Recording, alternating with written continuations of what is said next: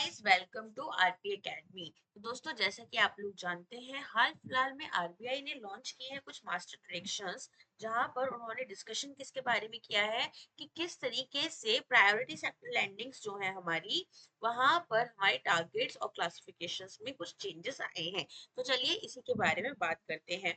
अगर हम बात करें पार्ट 1 में, यहाँ पर आपको क्या दिया गया था, तो यहाँ पर बोला है कि जो मॉनिटरिंग है पीएसएल टारगेट्स की, वो आपको किस तरह करनी है, और अगर आप यहाँ पर अचीव नहीं कर पाते हो अपने पीएसएल टारगेट्स को, तो फिर क्या कॉन्सिक्वेंसेस रहेंगे। तो क्वार्टरली मॉनिटरिंग होने की बात की गई है। क्वार्टरली मॉनिटरिंग का मतलब क्या है? हर 3 महीने में आपके पास यहाँ पर क्या हो रहा होगा, इनकी मॉनिटरिंग हो रही होगी। रिपोर्ट में आपको क्या क्या चीजें प्रोवाइड करनी है? बैंक को यहाँ पर क्वार्टरली रिपोर्ट्स प्रोवाइड करनी है with in 15 days and annual reports with in 1 month from end of the each financial period. देखो, मान लो आपका 1 अप्रैल से फाइनेंशियल ईयर स्टार्ट होता है, राइट? तो यहाँ पर 1 अप्रैल से अप्रैल मई जून, राइट? तो यहाँ पर आपको क्या करना है, यहाँ पर आपको जून 30 तक का रिपोर्ट कब देना है? 15 जुलाई तक देना होगा। ठीक है, ये हो गई आपकी क्वार्टरली रिपोर्ट। अगर मैं बात करूं यहाँ पर आपकी एनुअल रिपोर्ट्स की, तो एनुअल रिपोर्ट्स कैसे देनी होंगी? 1 अप्रैल से 31 मार्च तक आपका फाइनेंशियल ईयर रहता है। ठीक है, तो यहाँ पर आपको कोशिश करनी है कि आपको यहाँ पर मई 31 तक अपनी रिपोर्ट को प्रेजेंट करना होगा। आरआरबीज जो है, मतलब रीजनल रूरल बैंक्स, उनको अपनी रिपोर्ट्स कब सबमिट करनी है? ये अपनी नबार्ड को रिपोर्ट सबमिट करेंगे। और अर्बन कोऑपरेटिव बैंक्स को यहाँ पर आरबीआई के 2024 वाले मास्टर गाइडलाइंस को ही फॉलो करना है, जो कि सुपरवाइजरी रिटर्न्स के ऊपर है। देखो, बाजिल 3 में आपके पास 3 पिलर्स होते हैं। पिलर 1 बात कर रहा होता है आपसे मिनिमम कैपिटल रिक्वायरमेंट, जहां पर आप करार की बात करते हो। ठीक है, बाजिल 3 में सेकंड होता है आपका सुपरवाइजरी रिव्यू पिलर। तो यहाँ पर सुपरवाइजरी रिटर्न्स आपके अकॉर्डिंगली बोले गए हैं कि अर्बन कोऑपरेटिव बैंक्स को जो हमने गाइडलाइंस दी है, वो उन्हें यहाँ पर फॉलो करनी है। फिर आते हैं आपके non achievement of PSL targets, कि अगर आप पीएसएल टारगेट्स को यहाँ पर अचीव नहीं कर पाते हो, तो ऐसी सिचुएशन में क्या होगा? तो यहाँ पर शॉर्टफॉल अगर हो रहा है, ठीक है, बैंक्स किसको हटाकर, अर्बन कोऑपरेटिव बैंक्स को हटाकर, यहाँ पर इनको क्या करना होगा? यहाँ पर अगर ये पीएसएल टारगेट्स नहीं फुलफिल कर रहे हैं, तो आरआईडीएफ, एनएचबी, सिडबी, मुद्रा फंड्स जो हैं, ठीक है, इनमें यहाँ पर इनको कंट्रीब्यूशन करना पड़ेगा। तो बेसिकली यहाँ पर ये बोला गया है कि आपके पास में अगर मुद्रा फंड्स है हमारे पास, या फिर हमारे पास में यहाँ पर सिडबी का कॉन्ट्रीब्यूशन है, फंड्स है, तो यहाँ पर या नेशनल हाउसिंग बैंक के, तो आपको यहाँ पर क्या करना होगा, इसमें कंट्रीब्यूट करना होगा। अच्छा बताओ, आरआईडीएफ क्या है? देखो, आरआईडीएफ है आपका रूरल इंफ्रास्ट्रक्चर डेवलपमेंट फंड। ठीक है, तो रूरल इंफ्रास्ट्रक्चर डेवलपमेंट फंड्स का क्या करना है? देखो, यहाँ ना पेन नहीं शो करता है बहुत बार, चलो ये रूरल इंफ्रा डेवलपमेंट फंड। तो यहाँ पर आप क्या कर रहे हैं, यहाँ पर बेसिकली आप फाइनेंस कर रहे होते हो रूरल इंफ्रास्ट्रक्चर प्रोजेक्ट्स को। तो आप यहाँ पर भी इसको क्या कर सकते हो, इसके अंदर कंट्रीब्यूशन कर सकते हो। आरआईडीएफ किसके अंदर आता है पता है आपको? आरआईडीएफ आता है आपका नाबार्ड के अंदर। चलो, इसके अलावा फंड की जो टर्म्स एंड कंडीशंस होती है, वो हमारा आरबीआई सेट कर रहा होगा, जहां पर आपको कंट्रीब्यूशन करना है।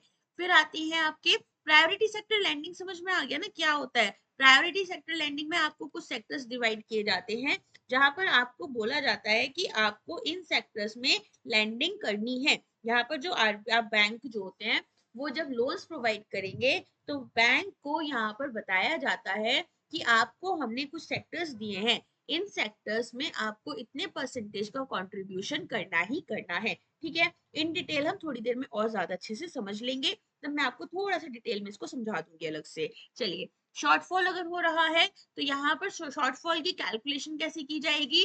पीएसएल कंप्लायंस आपका मॉनिटर हम क्वार्टरली कर रहे हैं, तो यहाँ पर एनुअल कंप्लायंस के टाइम पर सिंपल एवरेज निकालेंगे हम। भाई 4 साल होते हैं एक क्वार्टर, उसमें अब एक साल में, सॉरी 4 क्वार्टर्स होते हैं क्या बोल गया मैंने।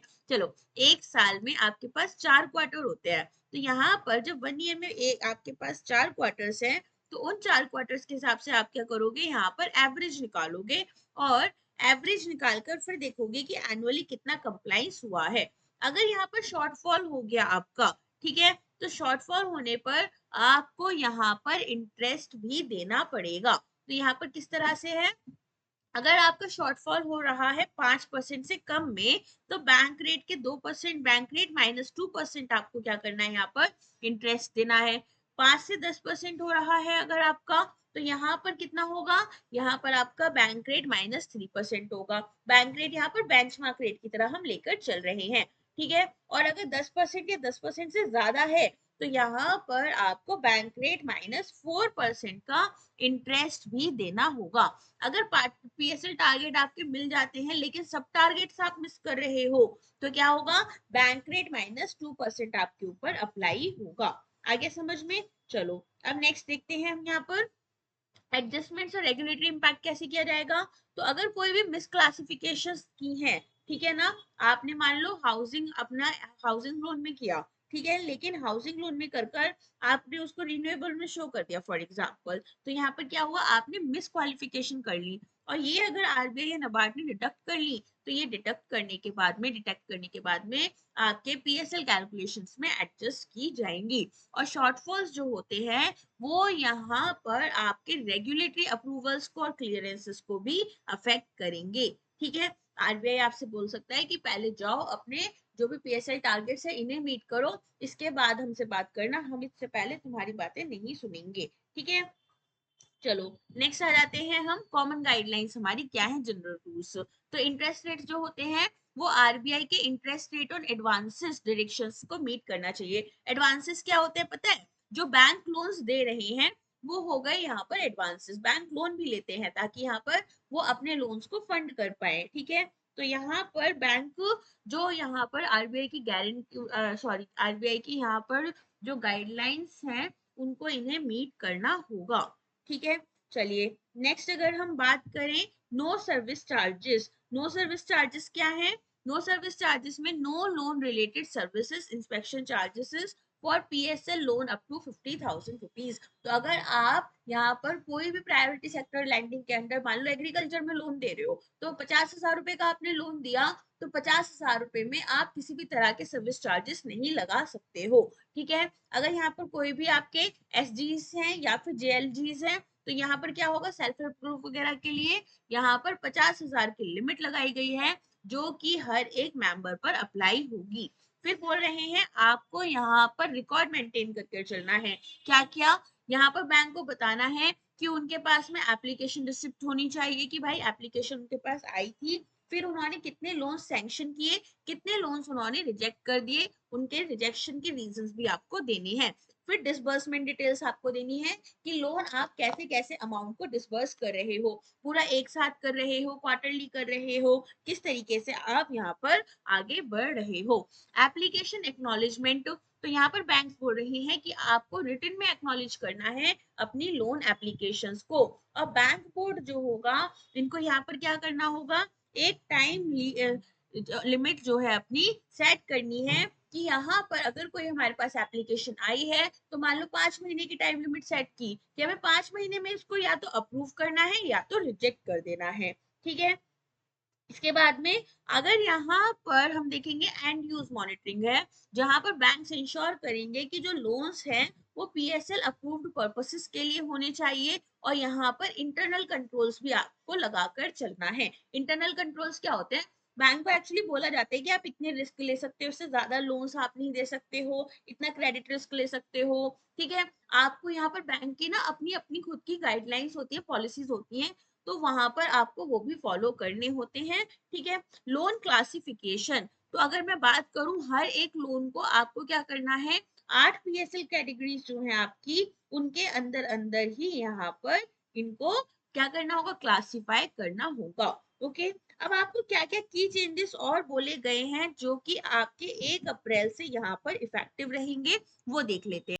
देखो अगर मैं बात करूँ ना, पहले आपको 8 पीएसएल कैटेगरीज पता है कौन कौन से होते हैं। 8 पीएसएल कैटेगरीज हमारे रहते हैं यहाँ पर, सबसे पहले आता है एग्रीकल्चर, ठीक है। एग्रीकल्चर में भी यहाँ पर कुछ सब टारगेट्स होते हैं और आपके सब क्लासिफिकेशंस होते हैं। फिर आते हैं आपके पास एमएसएमईज, ठीक है। एमएसएमईज के बाद में आपके पास क्या आता है, यहाँ आता है आपके पास एक्सपोर्ट क्रेडिट, ठीक है। एक्सपोर्ट क्रेडिट क्या हो गया कि यहाँ पर आपको एक्सपोर्ट्स के लिए जो आपको क्रेडिट देना होता है, ठीक है। तो यहाँ पर क्या होता होता है कि यहाँ पर एक्सपोर्टर्स जो होते हैं उनको सपोर्ट करने के लिए हम एक्सपोर्ट क्रेडिट प्रोवाइड कर रहे होते हैं। फिर होता है एजुकेशन, क्योंकि देखो बहुत बड़े कंसाइनमेंट्स होते हैं ना, तो जो इम्पोर्टर्स होते हैं वो यहाँ पर बहुत बार अपनी फाइनेंशियल ऑब्लिगेशन तुरंत नहीं फुलफिल कर सकते, पैसा तुरंत नहीं दे सकते एक्सपोर्टर्स को। तो यहाँ पर बैंक्स जो होते हैं, ईसीजीसी बैंक्स, ये सब हेल्प करते हैं ताकि एक्सपोर्टर्स यहाँ पर अपने एक्सपोर्ट्स इंप्रूव कर पाए, ठीक है। इसके बाद में क्या आता है, इसके बाद में आपका आता है एजुकेशन, ठीक है। एजुकेशन भी आपका पेसल टारगेट्स में आ जाएगा। फिर आता है आपका हाउसिंग, जैसा कि आप यहाँ पर देख सकते हैं। इसके बाद में सोशल इंफ्रा आता है, और आपका आता है रीन्यूएबल एनर्जी। तो कितने हो गए आपके पास, टोटल 8 यहाँ पर कैटेगरीज होती हैं, राइट। अगर हाउसिंग लोन की बात करें तो हाउसिंग लोन आपका कितना है, 50 लाख का। तो जहां पर सिटीज की पॉपुलेशन 50 लाख से ज्यादा होगी तो यहाँ पर आपको क्या करना होगा, यहाँ पर हाउसिंग लोन आप 50 लाख रुपए तक दे सकते हो। जिन सिटीज की पॉपुलेशन 10 लाख से 50 लाख तक है उन्हें 45 लाख रुपीज तक का, और जिन सिटीज की पॉपुलेशन 10 लाख से कम है उनको 35 लाख रुपीज तक का आप यहाँ पर हाउसिंग लोन दे सकते हैं। रिन्यूएबल एनर्जी लोन्स पर आपको क्या लिमिट्स दी गई हैं, 35 करोड़ दी गई हैं। लोन्स अगर आप यहाँ पर बिजनेसेस और पब्लिक यूटिलिटीज के लिए दे रहे हो, और सॉरी 35 करोड़ तक, और 10 लाख रुपए आपको क्यों तब देने हैं, जब आप यहाँ पर लोन दे रहे हो किसी इंडिविजुअल हाउस होल्ड को, ओके। इसके बाद में पीएसएल टारगेट जो हमारे बैंक्स के लिए हैं, तो यूसीबीज के लिए यहाँ पर क्या बोला है कि आपको पीएसएल टारगेट्स जो है इंक्रीज करने हैं अपने एडजस्टेड नेट बैंकिंग क्रेडिट्स के अकॉर्डिंग, ठीक है। तो यहाँ पर एडजस्टेड नेट बैंक क्रेडिट्स के अकॉर्डिंग आप क्या कर रहे हो, यहाँ पर 60% ऑफ इट्स या लोन आपको देना होगा, या फिर credit equivalent of balance sheet exposure. तो एडजस्टेड देखो, यहाँ पर पहले मैं आपको ऑफ बैलेंस शीट एक्सपोजर बताती हूँ क्या होता है। बैंक्स जो होते हैं ना, बैंक्स यहाँ पर अपने लिए गारंटीज देते हैं कि भाई हमारा जो कस्टमर है इसके थ्रू अगर यहाँ पर ये पेमेंट नहीं कर पाया तो हम पेमेंट करेंगे। इसके लिए अलग अलग तरह के इनके इंस्ट्रूमेंट्स होते हैं, जैसे गारंटीज हो गए, लेटर ऑफ क्रेडिट हो गए। अब यहाँ पर बैंक को बोला गया है जो क्रेडिट इक्विवेलेंट है आपका इस ऑफ बैलेंस शीट एक्सपोजर में, या तो इसके या फिर एडजस्टेड नेट बैंक क्रेडिट के। अब एडजस्टेड नेट बैंक क्रेडिट क्या होगा, यहाँ पर जो नेट बैंक क्रेडिट है, ठीक है, बैंक ने जो यहाँ पर नेट में हम देख रहे हैं कि कितना क्रेडिट दे रखा है, प्लस जो इन्होंने इन्वेस्टमेंट्स कर रखी है अपने एसएलआर बॉन्ड्स में, ठीक है। तो यहाँ पर इनको हम हमारे एडजस्टेड नेट बैंक क्रेडिट में लेते हैं। बेसिकली क्या हो रहा होता है, यहाँ पर ये देखा जा रहा है कि बैंक ने कितना तो लोन दे रखा है, और बैंक ने यहाँ पर कितनी इन्वेस्टमेंट की है अपने एसएलआर नॉन एसएलआर बॉन्ड्स में, ठीक है। नॉन एसएलआर बॉन्ड्स कौन से हो गए, जो बॉन्ड्स आपने अपने एसएलआर टारगेट्स को फुलफिल करने के लिए नहीं यूज किए हैं, ठीक है। चलो, ऑन लैंडिंग टू एमएफआईज, तो जो हमारे माइक्रो फाइनेंस इंस्टीट्यूट्स हैं उनकी यहाँ पर बात हो रही है कि हमारे पास में जो माइक्रो फाइनेंस इंस्टीट्यूट्स हैं उनके लिए क्या होगा। तो NBFC MFIs and other MFIs जो हैं जैसे सोसाइटीज या ट्रस्ट, ये एलिजिबल है अंडर पीएसएल अगर bank except SFB small finance banks lead lend कर रहे हैं एमएसबी एमएफआईज को, जो कि आरबीआई के सेल्फ रेगुलेटरी ऑर्गेनाइजेशंस के अंदर रिकॉग्नाइज्ड हैं, ठीक है। सेल्फ रेगुलेटरी ऑर्गेनाइजेशंस क्या हैं, तो ये होते हैं आपके फिम्डा एंड फिडाई। फिम्डा और फिडाई ये क्या होते हैं, देखो यहाँ पर बैंक को अपने लिए ना क्या होता है, बैंक को जैसे मनी मार्केट इंस्ट्रूमेंट्स होते हैं, ठीक है, इन सब में अपना डील करना होता है। तो यहाँ पर ये दो ऑर्गेनाइजेशंस हैं इंडिया में जो कि बैंक्स को हेल्प करती हैं कि आप किस तरीके से इसको रेगुलेट कर सकते हो ताकि आपको लॉसेस ना हो। तो यहाँ पर ये जो दो ऑर्गेनाइजेशंस हैं, अगर इनके अंडर इनके साथ में कुछ भी माइक्रो फाइनेंस इंस्टीट्यूट्स आपके रजिस्टर्ड हैं तो बैंक इनको भी लैंडिंग कर सकते हैं। इसके अलावा स्मॉल फाइनेंस बैंक्स जो हैं वो लैंडिंग कर रहे हैं अगर एनबीएफसी एमएफआईज को, तो यहाँ पर उनका ग्रॉस लोन पोर्टफोलियो 500 करोड़ के बराबर या उससे कम होना चाहिए। अब ग्रॉस लोन पोर्टफोलियो क्या हो गया, लोन पोर्टफोलियो होता है जहां पर आपने अलग अलग तरह के लोन्स अलग अलग लोगों को दे रखे हैं। जैसे कुछ लोन्स रिटेल में दिए जाते हैं, कुछ कॉर्पोरेट्स को दिए जाते हैं, कुछ इंडस्ट्रीज जैसे एग्रीकल्चर में चले गए, कुछ ऑटोमोबाइल में चले गए। तो इस तरीके से आप अपना पोर्टफोलियो बना रहे होते हो लोन्स का, तो यहाँ पर उसी की बात कर रहे हैं। ठीक है, चलो कैप कितना है यहाँ पर 10% of banks previous year PSL portfolio. तो बैंक का जो लास्ट ईयर का पोर्टफोलियो था उसका 10% ही आप दे सकते हो। मतलब अगर आपने लास्ट ईयर मान लो 100 करोड़ रुपए अपनी पीएसएल टारगेट्स को अचीव करने में लगाए, तो यहाँ पर आप 10 करोड़ रुपए तक ही किसको लैंडिंग कर सकते हो, माइक्रो फाइनेंस इंस्टीट्यूशंस को कर सकते हो। माइक्रो फाइनेंस इंस्टीट्यूशंस होते क्या है, देखो ये क्या करते हैं, ये स्मॉल लोन सेविंग्स और अदर फाइनेंशियल सर्विसेज प्रोवाइड करते हैं जो हमारे लो इनकम इंडिविजुअल्स होते हैं या छोटे छोटे बिजनेसेस होते हैं जैसे शॉप्स वगैरह, जिनको यहाँ पर ट्रेडिशनल बैंकिंग सर्विसेज नहीं मिल पाती।